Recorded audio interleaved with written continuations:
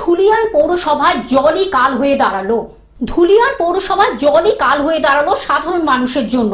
এটা আমার একটা পাড়া আছে যেটা দক্ষিণ পশ্চিম মাঠপাড়া, এই জায়গাটাতেই এই সমস্যাটা দাঁড়িয়েছে। তার জন্য আমরা মেডিকেল টিম এখন বসিয়েছি, যারা কাল থেকে মেডিকেল টিমে কাজ করছে।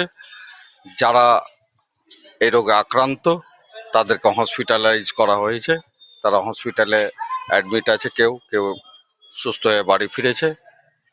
ভবিষ্যৎ পরিকল্পনা নেওয়ার জন্যেই আমরা পিএইচইকে বলেছি, ওরাও আসে জলের ট্রিটমেন্টটাকে করিয়ে নেওয়ার জন্যে। আর মেডিকেল টিম ওরও আমাদের কাজ করছে। মুর্শিদাবাদের ধুলিয়ান পৌরসভায় 11 নম্বর ওয়ার্ডের কামাত গ্রামে পৌরসভা সরবরাহ করা জল পান করে প্রায় 80 থেকে 90 জন অসুস্থ হয়ে পড়েছেন। এই মর্মান্তিক ঘটনার মধ্যে একজনের মৃত্যু হয়েছে, যা গোটা এলাকায় চরম আতঙ্ক ও ক্ষোভের সৃষ্টি করেছে। ঘটনার পর অসুস্থদের তড়িঘড়ি অনুপম নগর হাসপাতাল ও জঙ্গিপুর মহকুমা হাসপাতালে ভর্তি করা হয়। ব্যাপার হচ্ছে 6 তারিখের পর থেকে এই যে আপনার পানির কমপ্লেন হচ্ছে, গন্ধ। আচ্ছা, এবার মানুষ অসুখ পড়ছে, এটা কি জন্যে? ব্যাপার হচ্ছে কি, মানুষ তো এটা অ্যাভয়েড করে না। ভারতবর্ষে সব জায়গাতেই ট্যাঙ্কির পানি চলছে, কোনো জায়গাতে হচ্ছে না। আমাদের 11 নম্বর কেন হচ্ছে বলেন? আপনারা তো এটা জানছেন না, কিন্তু এটা কি হচ্ছে না, এর ভিতরে কোনো কিছু কারবাই হচ্ছে না মুসলমানকে মারার জন্য, না কিরকম কি? আমরা তো এটাই ভাবছি কি এর আগে কোনো কিছু হয়নি, ভারতবর্ষে কোনো কিছু হয়নি, আর আজকে আমাদের পশ্চিমবাংলায় এই 11 নম্বরে অর্ডার হচ্ছে কি কারণে?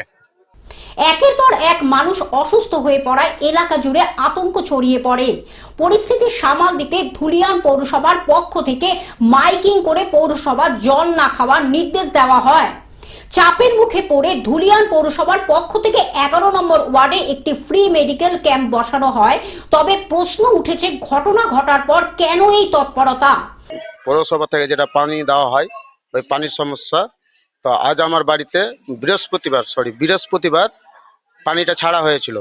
ওই পানিটা আমি ভরেছিলাম, ভরার পরে ওই পানিটা সবাই খেয়েছে, বাড়ির লোক বা আমাদের কামাতে 11 নম্বর ওয়ার্ডে প্রত্যেকটা বাড়িতেই পানি খাওয়া হয়েছিল। যাকে সহ্য হয়েছিল তার কোনো ব্যাপারই নাই, আর যার সহ্য হয়নি, তো আজ আমার বাড়িতে 5টা পেশেন্ট ভর্তি আছে। 2টো আছে জঙ্গিপুর হসপিটালে, আর 2টো আছে আপনার বহরমপুর হসপিটালে।